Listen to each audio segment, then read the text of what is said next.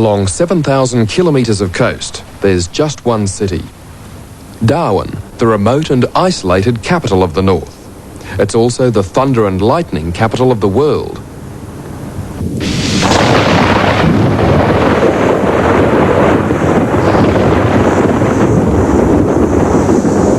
This city, which has been destroyed once by the weather, pays surprisingly little attention to the violent thunderstorms that hit town for an average of 90 days a year. In 1 month alone, Darwin has recorded up to 20,000 lightning strikes. Our northern capital is often described as being more a part of Asia than Australia, partly because of its climate, partly its multicultural population, but mainly its location. Darwin is closer to Singapore or Bangkok than it is to Sydney or Melbourne. Asian fishermen were coming here to trade with the Aborigines long before the first Europeans even set eyes on Australia. Today there are 50 or 60 different nationalities or ethnic minorities, and among the biggest groups are the Asians.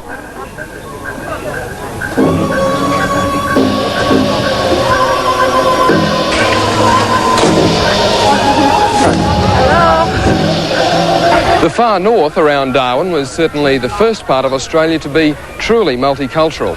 In our centenary year, 1888, Asians outnumbered Europeans by an overwhelming 4-1, and the economy of Darwin, like many parts of Southeast Asia, was in the hands of the Chinese. Like the rest of Australia, Darwin then went through a phase of officially sanctioned racism, and the Asians were all but driven out. Fortunately, that's changed, and Asians who are 5th and 6th generation Australians are now among the city's most prominent citizens. Darwin's mayor, Alec Fong Lim, doesn't like the word multicultural. He prefers cosmopolitan. Just because they've now become Australians, that they don't have to give up their culture, their religion, their languages or customs. But what they should do is make sure they share it with the rest of the Australian community, so that there's no backlash from the rest of the community. And I believe it's also very, very important that they learn English, because this is an English-speaking country, and the lack of communication is probably one of the main reasons why there is this discrimination. You know, if you can't communicate with somebody, you say, oh, well, you can go back where you came from, whatever. Alec Fong Lim came to Darwin when it was truly a frontier town, and he's seen it change over and over again. It's a new city, built on successive sets of ruins. Cyclones in 1897 and 1937, Japanese bombing in World War II, and most recently, the violence of Cyclone Tracy that smashed the city into splinters and rubble. These days, it's hard to imagine the devastation that was Darwin on Christmas morning, 1974. But there are some powerful reminders left by the city's residents. This isn't modern art or some street-side sculpture. These are house girders, once strong and straight, but left twisted into these shapes by the winds of Cyclone Tracy. Even buildings of solid stone were destroyed. The old Palmerston Town Hall survived everything else for 100 years. The ruins are now preserved as another reminder. The doorway of the Anglican Church is all that's left of another solid stone building, kept as a memorial to the dead in front of a new church they hope is cyclone-proof. The new Darwin is a changed place. Its reputation as a hot, miserable and raw frontier town has given way to a growing city with its fair share of sophistication. Modern hotels are among the best in Australia, and Darwin now devotes much of its energy to tourism, the second largest industry of the north.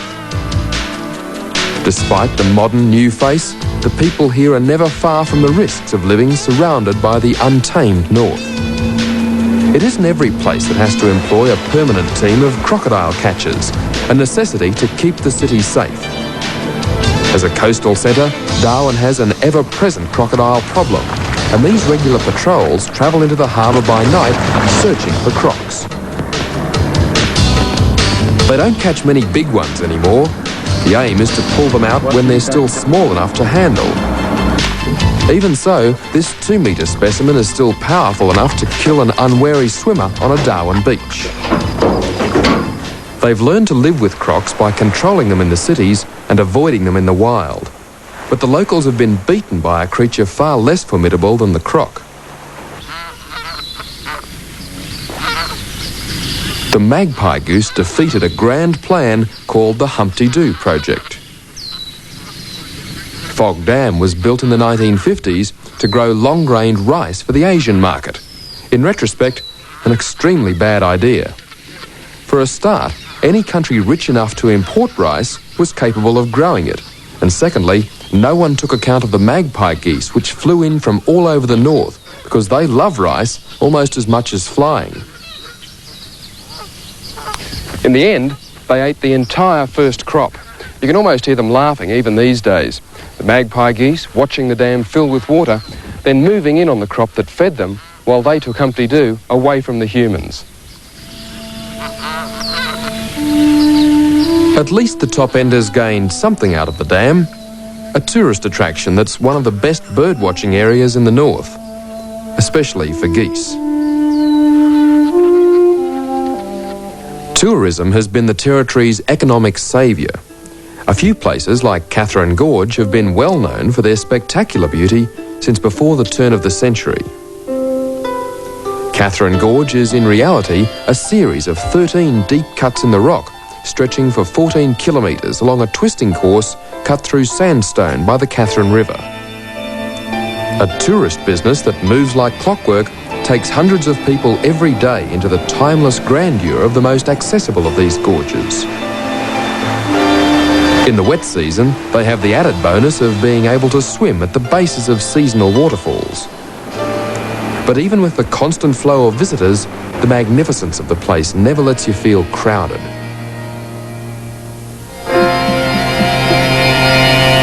Cruising along the gorge is like nothing I've ever done before.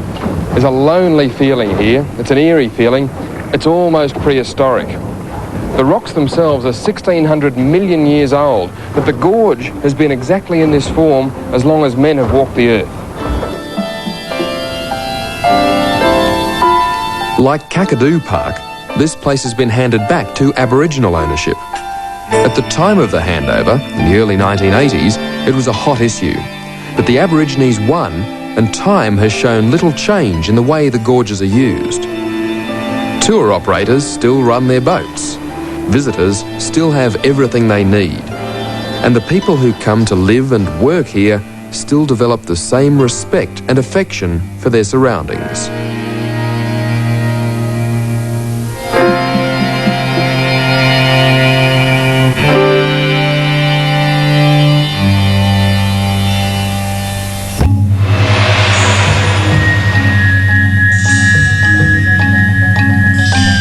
As you'll ever get.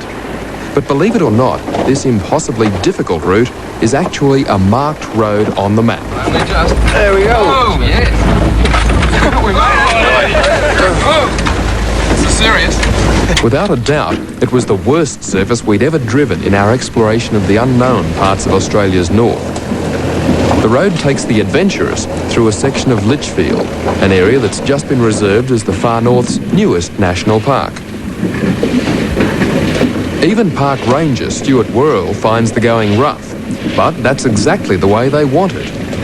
It's for the people who want to go out there and have an experience four-wheel driving. You have a situation where people go out, do $600 worth of damage to their vehicles and come home and say they had a great time. We're going to make it back? Yeah, I reckon. Any damage? No, I just thought we might have clipped the diff there on one of those rocks, but it's all right. Well, anyway, we're here. At the end of the road is an area known as the Lost City, a small sandy flat dotted with strange pinnacles of rock.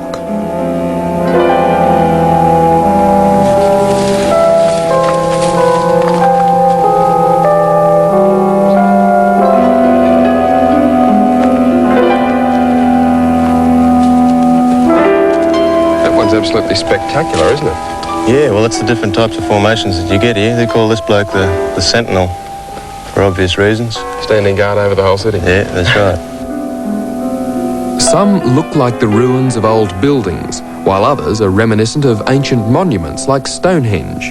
But nothing here was built. Everything is the work of nature. Yeah, they form in a more pillar formation, and you get them close together, the cracks appear, weather out, and become into these little gorges that you see here. Right. As you can feel, it's quite cool inside. It's beautiful, isn't it? Shaded, yeah, good compared to the outside. The so-called road on the way in will ensure the lost city stays lost for most people, and the centrepiece of Lichfield is almost as inaccessible.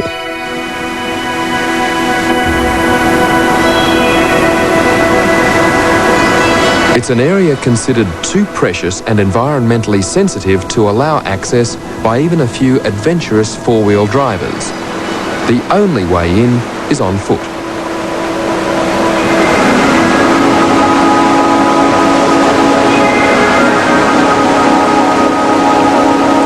Tolma Falls is one of the most spectacular in Australia and rare for the north in that it never stops flowing. The reason is a freak of geology. Lichfield takes in the tabletop range where the water seeps up through the massive sandstone to emerge at the top as a series of springs. Water virtually flows uphill to tumble back down again through creeks and waterfalls. At the base of Tolma is a magnificent pool set in a natural amphitheatre of red rock and tropical greenery. It's a rare patch of rainforest with some plants that are found nowhere else. For some unknown reason, they survived when the rest of their species disappeared with the giant reptiles at the end of the age of dinosaurs. Many of the plants in this exotic spot have not even been classified by science. In the heat that you find all year round across the top of Australia, the waterholes look tempting. But in most places, only a fool would cool off at the risk of being attacked by a crocodile. Lichfield, though, is very different. It's one of the few places you can come up here without fear of a croc. That's due partly to good luck, partly to good management. There have been some crocs spotted around the boundaries of the park, but the Conservation Commission rangers are determined to keep them out. Florence is another of the falls in Lichfield that keep running all year round. What we see here is close to the peak flow, just at the end of the wet season. Like the other falls in the region, the never-ending water, spray and the heat have generated the perfect spots for pockets of tropical rainforest.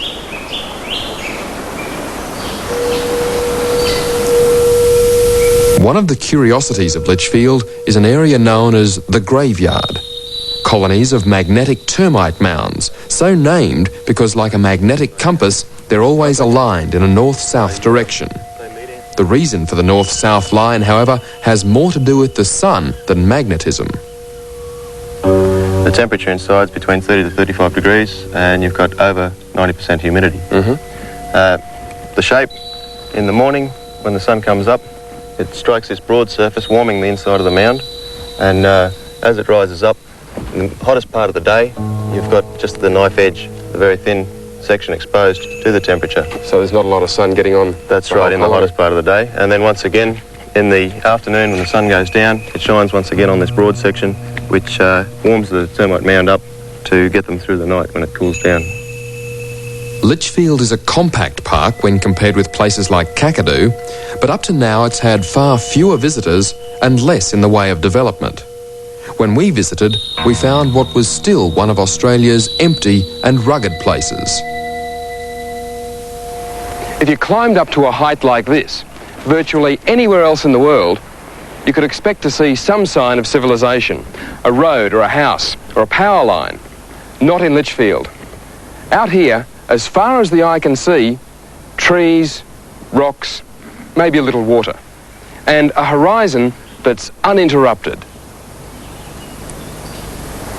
With one notable exception, the roads in are in the process of being upgraded, and that will make Lichfield Park easily accessible to anyone who cares to make the day trip from Darwin.